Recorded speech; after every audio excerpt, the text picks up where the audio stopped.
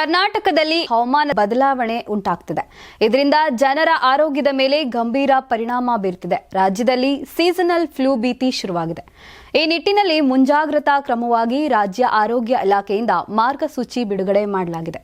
December ಸೇರಿದಂತೆ ಜನವರಿಯಿಂದ ಮಾರ್ಚ್ವರೆಗೆ seasonal flu ಹೆಚ್ಚಳ ಭೀತಿ ಹಿನ್ನೆಲೆ ಸೂಕ್ತ ಕ್ರಮ ಕೈಗೊಳ್ಳುವಂತೆ ಆಸ್ಪತ್ರೆಗಳಿಗೆ ಆರೋಗ್ಯ ಇಲಾಖೆ ಸೂಚನೆ ನೀಡಿದೆ.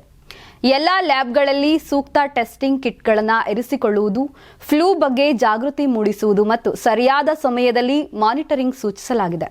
ಇನ್ನು ಸೋಂಕಿತರ ಎಂಜಲಿನಿಂದ ಸೋಂಕು ಹರಡುತ್ತದೆ. ಮಕ್ಕಳು, ಹಿರಿಯರು, ಗರ್ಭಿಣಿಯರು, ಔಷಧಗಳ ಮೇಲೆ ಅವಲಂಬಿತವಾದವರಿಗೆ ಹೆಚ್ಚಿನ ಅಪಾಯವಿದೆ. ಸೀಸನಲ್ ಫ್ಲೂ ತಗುಲಿದರೆ ಆಸ್ಪತ್ರೆಗೆ ದಾಖಲಾಗುವ ಅಪಾಯವಿದೆ. ಜ್ವರ, ಕೆಮ್ಮು, ಕೆಂಪು ಗುಳ್ಳೆಗಳು, ಹಸಿವು ಆಗದಿರುವುದು, ಮೈಕೈ ನೋವು, ಶೀತ, ಒಣಕೆಮ್ಮು ಇದರ ಪ್ರಮುಖ ಗುಣಲಕ್ಷಣಗಳೇ.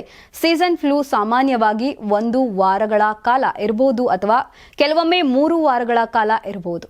ಇನ್ನು ಆರೋಗ್ಯ ಇಲಾಖೆ ಸೂಚನೆಗಳೇನು ಅನ್ನೋದನ್ನ ನೋಡೋದಾದ್ರೆ, ಎಲ್ಲಾ ಪ್ರಯೋಗಾಲಯಗಳಲ್ಲಿ ಸೂಕ್ತ ಟೆಸ್ಟಿಂಗ್ ಕಿಟ್ಗಳನ್ನ ಇರಿಸಿಕೊಳ್ಳುವುದು, ಇನ್ಫ್ಲೂಯೆನ್ಸ್ ಲಸಿಕೆ ಶೇಖರಣೆ ಮಾಡುವುದು, ಹೆಲ್ತ್ ಕೇರ್ ವರ್ಕರ್ಸ್, ಗರ್ಭಿಣಿಯರು, ಹೆಚ್ಚಿನ ಅಪಾಯವುಳ್ಳ ರೋಗಿಗಳು ಸೂಕ್ತ ಲಸಿಕೆ ಪಡೆಯುವಂತೆ ಸಲಹೆ ನೀಡುವುದು, ಕ್ಲಿನಿಕಲ್ ಮ್ಯಾನೇಜ್ಮೆಂಟ್ ಹಾಗೂ ಕ್ರಿಟಿಕಲ್ ಕೇರ್ ಸಿದ್ಧತೆ ಮಾಡಿಕೊಳ್ಳಲಾಗುವುದು, ವೆಂಟಿಲೇಟರ್ಗಳ ಸಿದ್ಧತೆಗೆ ಸಲಹೆಗಳನ್ನು ನೀಡಲಾಗಿದೆ.